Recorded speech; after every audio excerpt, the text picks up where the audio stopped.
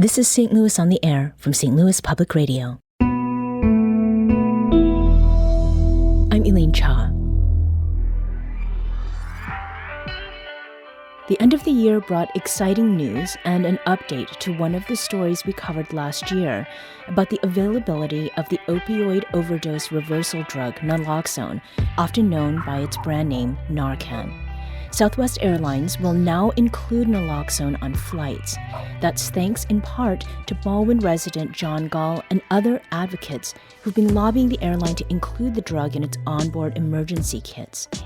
John witnessed the medication's ability to save lives firsthand when he stepped in to administer Narcan to a fellow passenger on a Southwest Airlines flight in October 2022.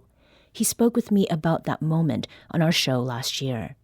I've been flying business, related issues with Southwest for 40 years now. So when they issued me on an early bird ticket, they issued me B44 and 45. I was like, something's wrong here, So anyway, I went up to the ticket counter and said, no, that's right. So we were in the back 2/3 of the plane. And honestly, Elaine, there was a reason for that. 45 minutes into the air, there was this scream, and it was the aisle right across from us, the seats in the aisle right across from us. And flight attendants, converged on that spot and said, do we have any first responders? And I was right there. I was one seat away. So I jumped up and said, yeah, we need help. So I grabbed a young man from underneath his arms. Another gentleman came up, grabbed his feet, and we pulled him back into the galley and laid him down. And then we started the process from there. And it was more than, a direct issue. It was There was a lot of give and take in the process. Now, was your response in that situation almost instantaneous, John, or did you have any apprehension about doing something? I had no apprehension because the person was hanging halfway out in the aisle. He had beads of sweat on his forehead. He had vomit on the side of his face. He was totally passed out.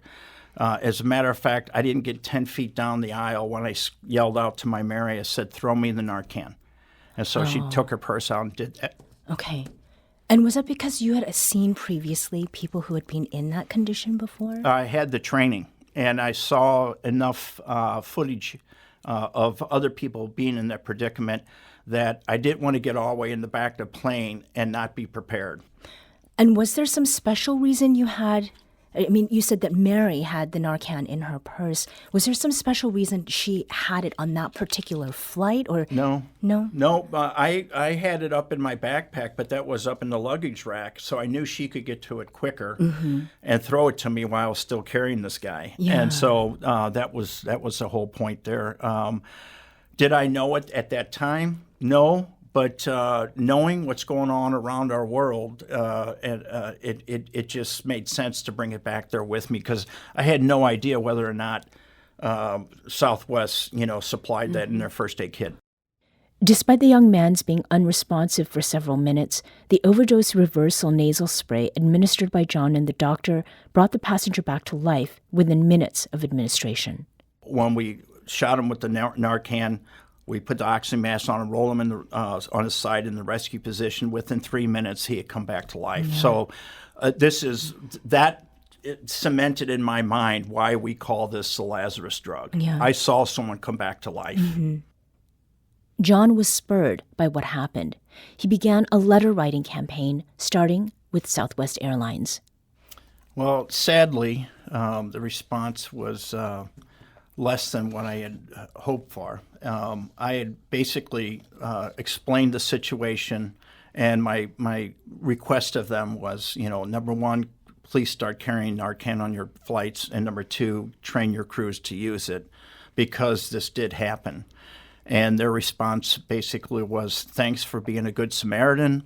Here's a $150 coupon for your next flight. Okay.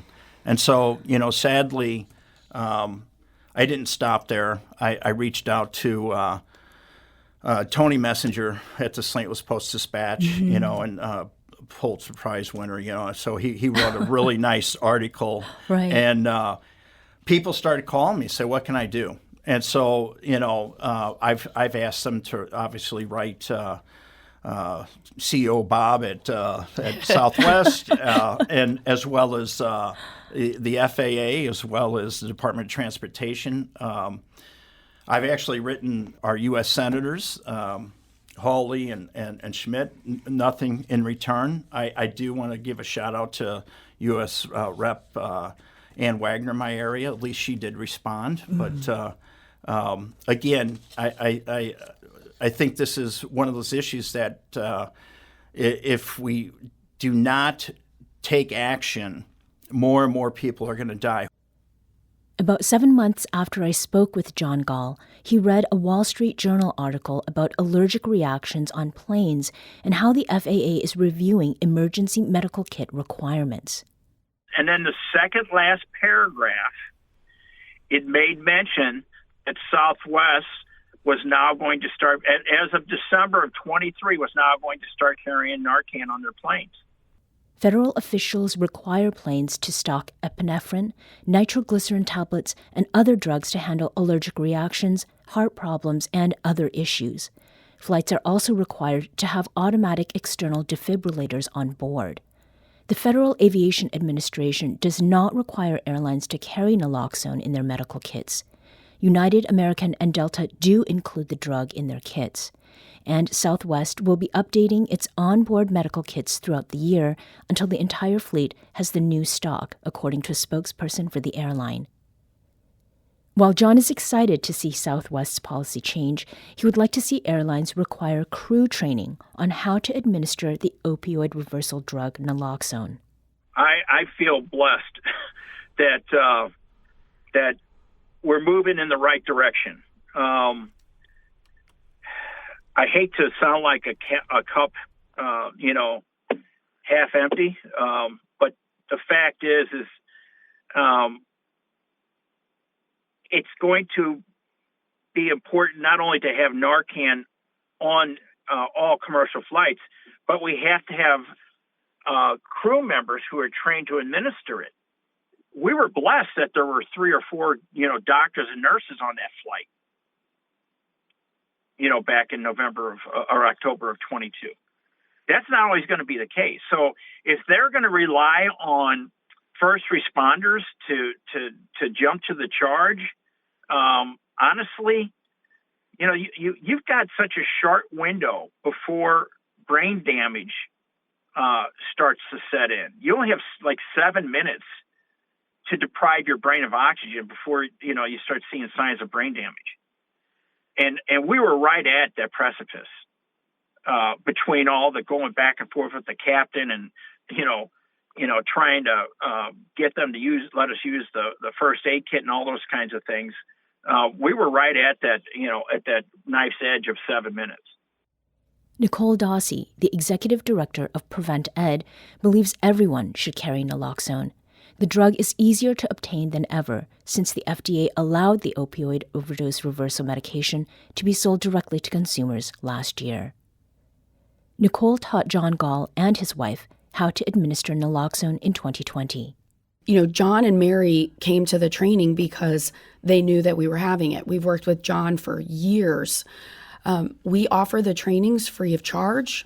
And we're talking about trainings, and people are probably like, ooh, that's a lot of time. I don't have that time commitment. If you don't have an hour or two, sometimes we go really in depth and talk about substance use disorder and really the mechanisms of how opioids work and how Narcan combats it on the brain with the receptors and all that. We don't have to do that. Mm-hmm. Sometimes we'll have a loved one come in and just pop into our office and say, I'm concerned about my fill in the blank.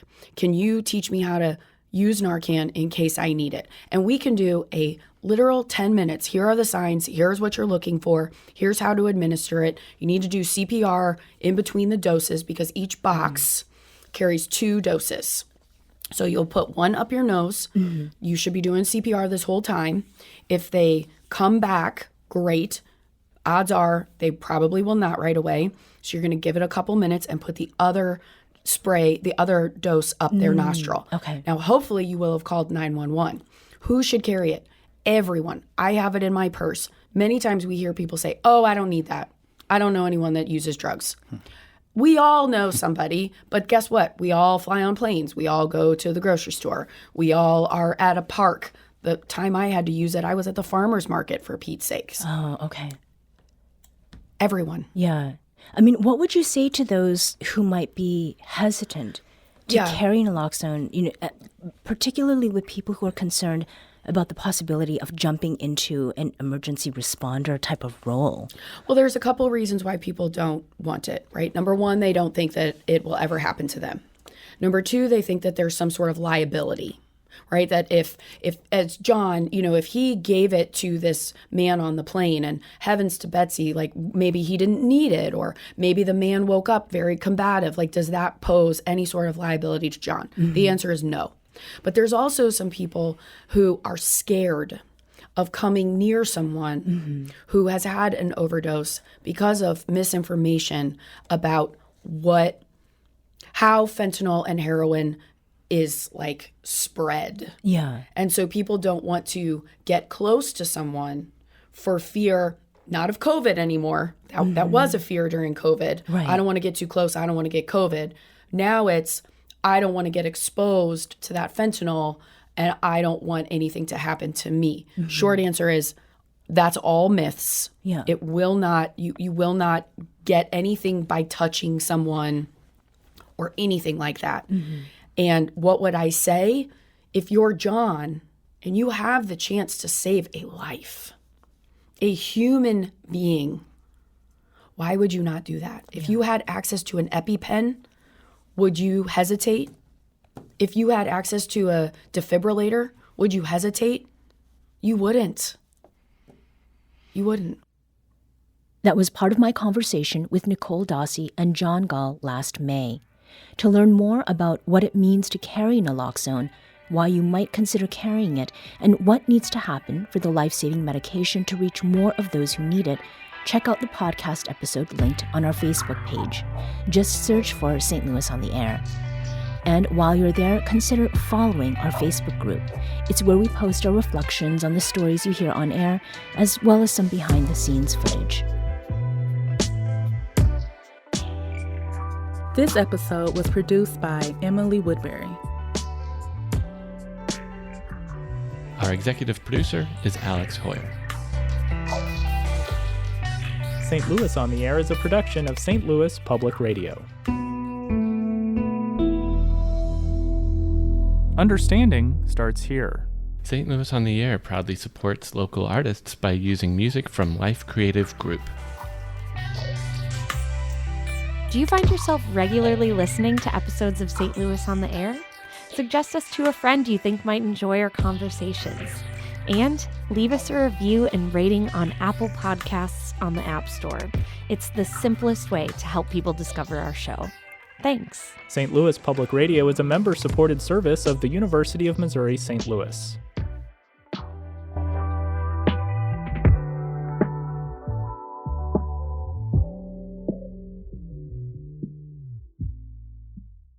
Support comes from the Missouri Forest Products Association, committed to conservation and careful management of the state's forests to make them more resilient and better habitats for wildlife. ChooseWood.com.